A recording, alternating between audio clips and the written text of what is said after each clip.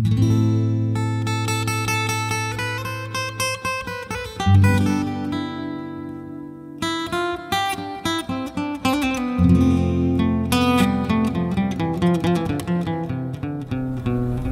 are vanishing.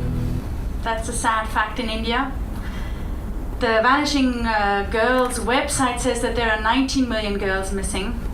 The UN suggests that since 2001 there are between 30 and 70 million girls missing due to sex-selective abortion. And I don't know about you, but for me these numbers are huge. I can't wrap my head around them. So recently I found something which really helped me. I found it in the kindergarten book of my little son, How to Understand Big Numbers. Because we say these numbers so often and yet they're just numbers. So if you want to count to 100, it'll take you about 1 minute. If you want to count to 1,000, it'll take you about 12 minutes. If you want to count to 1 million and you do it 10 hours every day, it'll take you 3 weeks. If you want to count to 1 billion, you better make it your full-time job because it'll take you 50 years to count to 1 billion, okay? So if we're coming back to the 19, let's stick with the 19 million girls missing. If it takes you 3 weeks for 1 million, who's good at maths? It's 57 weeks. So if we just name each one of these girls by name, just say their name once, it'll take you over 1 year to just say the names of these girls that are missing in this country. Tamina was saying it's a Holocaust, and I have to agree. My country, being German, has gone through one Holocaust, and I see it's happening again. Our girls are missing, our daughters are missing, our sisters are missing, our nieces are missing, our future wives are missing. But before we bid farewell to these little girls, I would like to introduce her to you first, properly. Because who is she? What does she do? What does she look like? What does she enjoy doing? I want to take you on that journey. I want you to join me on this journey to India's lost girl, because her life is shrouded in mystery, and medicine continues to be able to describe her life, but never to explain it. So our little girl lives in a place which is so safe and perfect for the first 9 months of her life that you would really think all should be well with her. She lives in the womb. It's a muscular organ. It is the strongest muscle in the human body. Sorry, boys, but we have the strongest muscle. It's located in the lower pelvic region between the woman's hips. And what we see on the right there, this little round thing, that's the cervix. That is what keeps the little baby inside. That's what keeps her inside.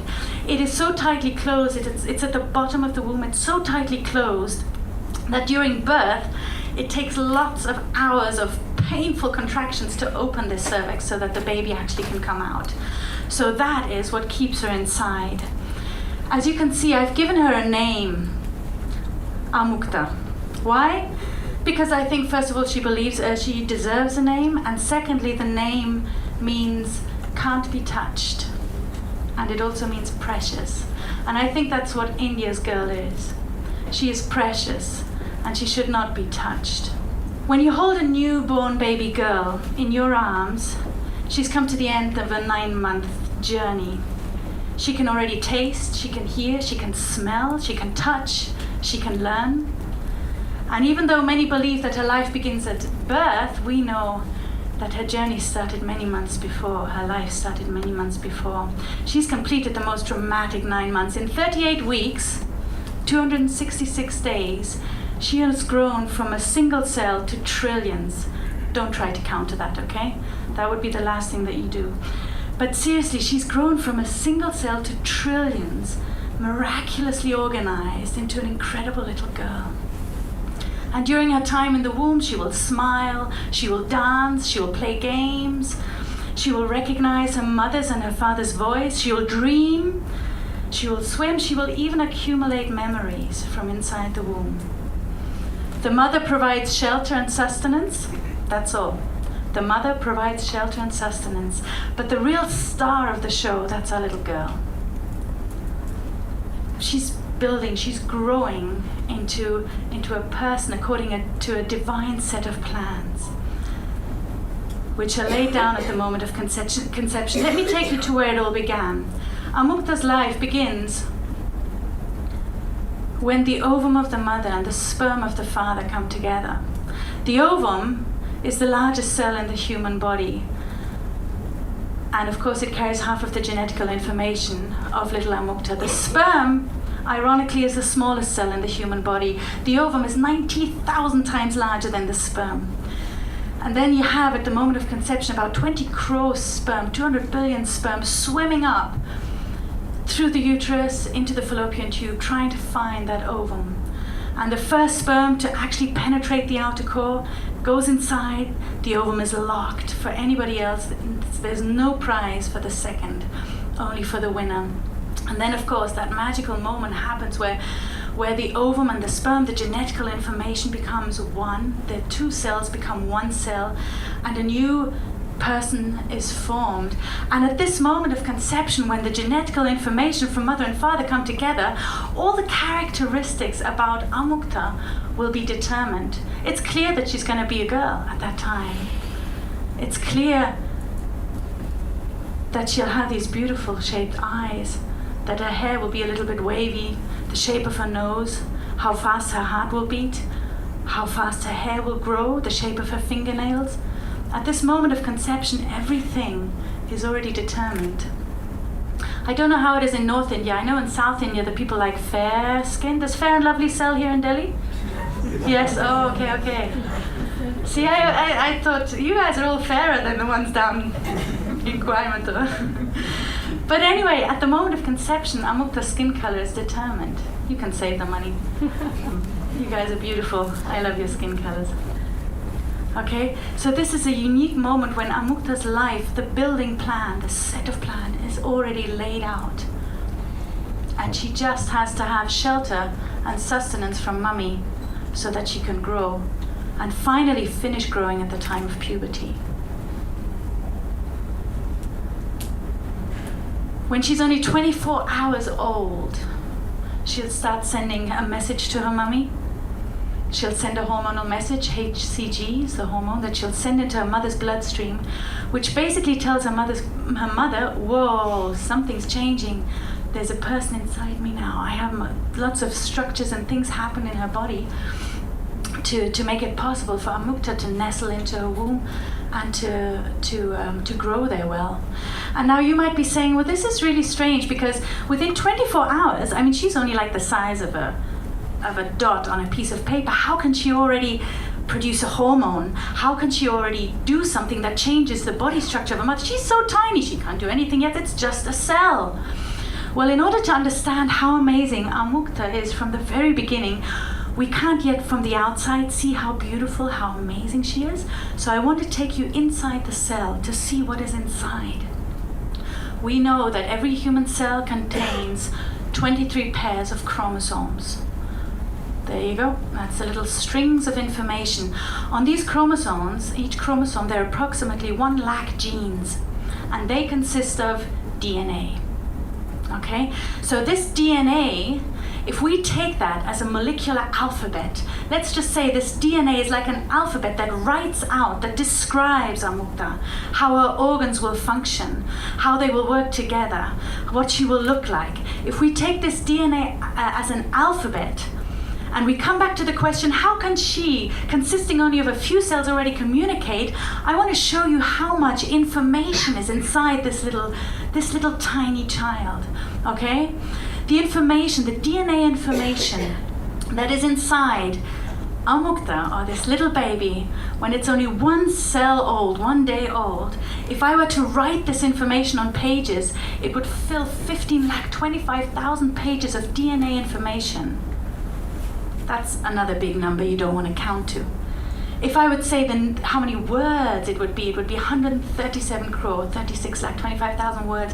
She is complex. She is so complex from the very beginning. If I write it in a single line, I'll start writing here in Delhi and I'll write it, all the information that is inside her, 14,453 miles, that's more than halfway around the globe of information inside this one cell.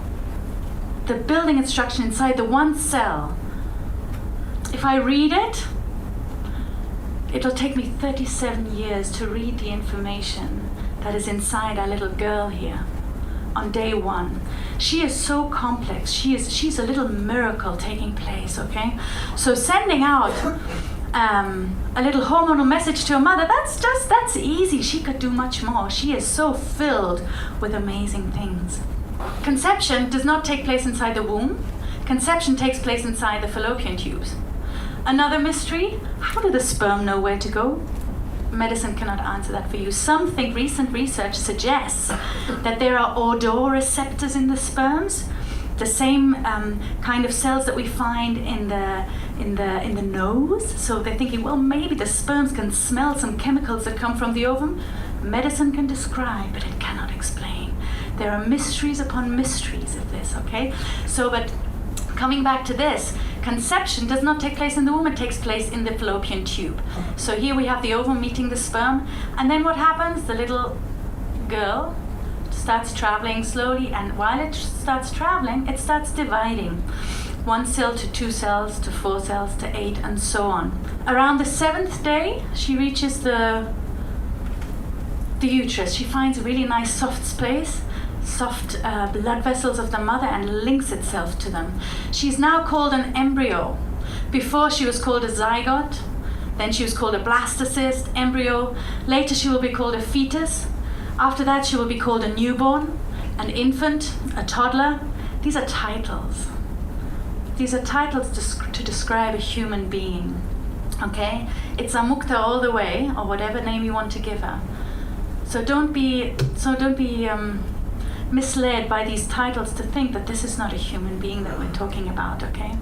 So let's see, the 2nd week after conception, her brain begins to form. This is a time where the mother doesn't have a clue that she's pregnant, and yet already Amukta's brain, with her own little personality inside, is starting to take shape. 3 weeks after conception, her heart is formed and tries its soft first heartbeats. When Amukta's heart starts beating the first time, it's the size of that poppy seed. That was the size of your heart when it started beating. And it's still beating today. By the end of the 1st month, Amukta's 10,000 times bigger than she was at conception. She's about now, I'll show you a picture of her. There she is. She's about now the size of the rice cone that you have there. Her heart, here bulging out, is the size of the poppy seed. The heart is beating regularly now. It's a little bit slow, it'll go faster, until it comes under the control of the brain a couple of weeks later. The brain is developing high speed. Here you can see the mouth, the arms are coming, the legs are coming. It looks like she's got a tail, she doesn't. The spinal cord just grows a little bit faster.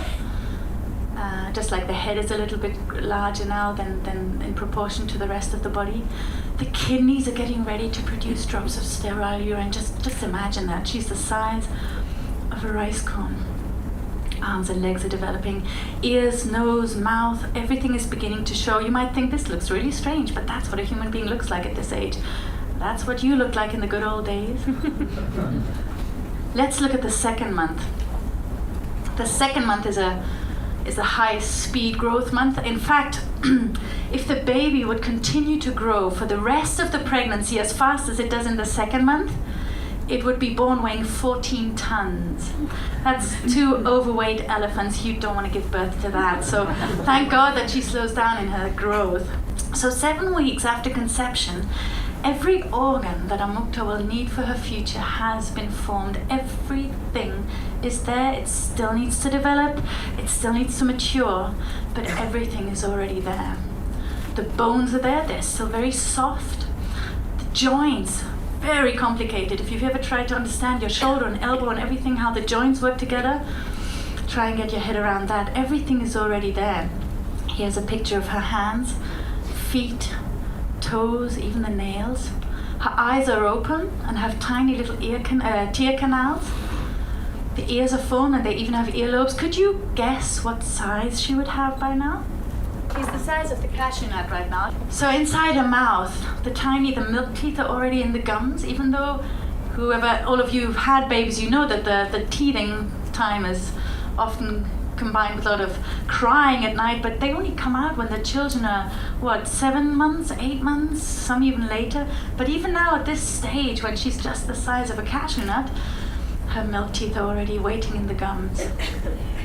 Inside the skull, The brain is producing 250,000 nerve cells per minute. I'll give a drink to anybody who can count to 250,000 in 1 minute. It is happening really, really fast, okay? She is growing and growing very fast.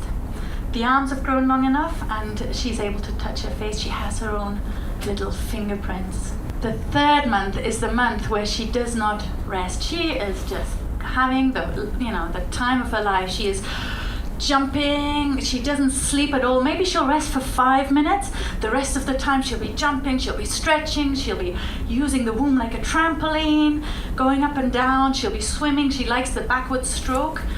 So she's constantly moving around and just moving her muscles and getting those nerves connected.